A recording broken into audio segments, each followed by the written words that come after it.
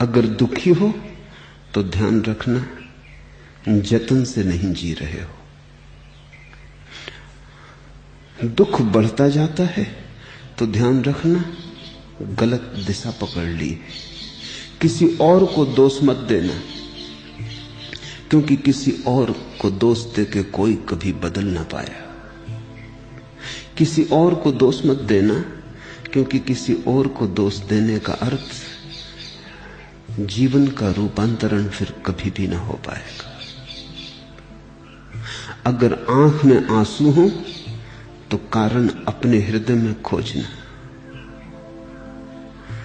कौन रोता है किसी और की खातिर ए दोस्त, सबको अपनी ही किसी बात पर रोना आया।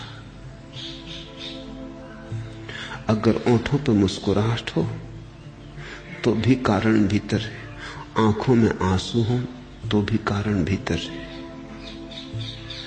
जिसने देखा कि कारण बाहर है वही अधार्मिक है। जिसने ये बात समझ ली कि मेरी जिंदगी में जो भी घट रहा है वो मेरा ही कृत्य है, वो मेरे ही होश और जतन या बेहोशी और गैर जतन का परिणाम है, वह व्यक्ति धार्मिक हो गया। फिर दुख ज्यादा देर तुम्हारे पास न रह सकेगा। फिर तुम अचानक पाओगे एक क्रांति शुरू हुई। कल तक जो एक मुफलिस की कबा थी, एक भिखारी का वस्त्र थी, वही एक सम्राट का स्वर्णिम वस्त्र बनने लगी। कल तक जहां सिवाय कंकड़ पत्थर के कुछ भी न मिला था, वहीं हीरे जवाहरात उपलब्ध होने लगे। जहां से तुम गुजरे हो वहीं से बुद्ध भी गुजरते हैं, पर देखने की आंख अलग अलग है, होश का ढंग अलग अलग है। दो तरह से आदमी जी सकता है। एक ढंग है ऐसे जीने का कि जैसे कोई नींद में जीता हो, मूर्छित जीता हो, चला जाता हो भीड़ में धक्के खाते, न तो पता हो कहां जा रहा है, न पता हो क्यों जा रहा है, न पता हो कि मैं कौन हूं। भीड़ में धक्के खा रहा हो और चला जा रहा हो, रुकना मुश्किल हो इसलिए चला जा रहा हो। रुककर भी क्या करेंगे, रुककर भी क्या होगा, इसलिए चला जा रहा हो। कुछ करने को नहीं है इसलिए कुछ किए जा रहा हो।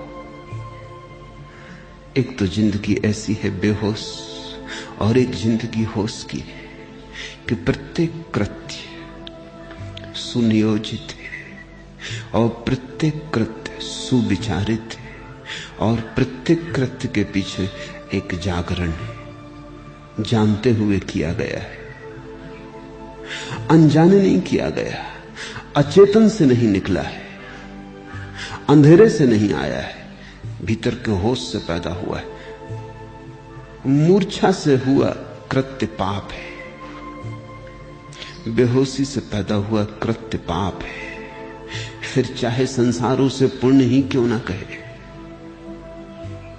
क्योंकि कृत्य कहां से पैदा होता है, इससे उसका स्वभाव निर्मित होता है। लोग क्या कहते हैं ये बात अर्थपूर्ण नहीं है। राह पर तुमने एक भिखारी को दान दे दिया, लोग तो कहेंगे पुण्य किया, लेकिन अगर दान मूर्छा से निकला है, होश से नहीं निकला, तो पुण्य नहीं है, पाप है। तुमने दान अगर इसलिए दे दिया है कि 4 लोग वहां देखते थे और प्रशंसा होगी,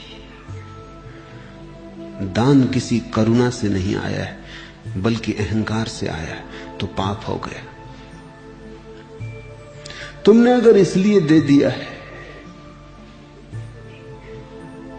कि देने की आदत हो गई है, इनकार करते नहीं बनता, देने में प्रतिष्ठा जुड़ गई है, इनकार करते नहीं बनता। लोग जानते हैं कि तुम दाता हो, मूर्छा से हाथ खीसे में चला गया और तुमने दे दिया। न तो देखी उस आदमी की पीड़ा, न देखा उस आदमी के मांगने का प्रयोजन। जैसे शराब में मस्त कोई जाता हो बेहोश और दान दे दिया हो, सुबह याद भी न रही तो पुण्य नहीं हुआ। कृत्य का गुण तय होता है तुम्हारे भीतर कहां से कृत्य आया।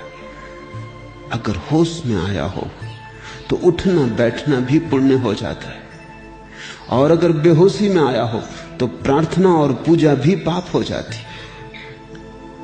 मूल उद्गम असली सवाल है, कहां से आ रहा है कृत्य?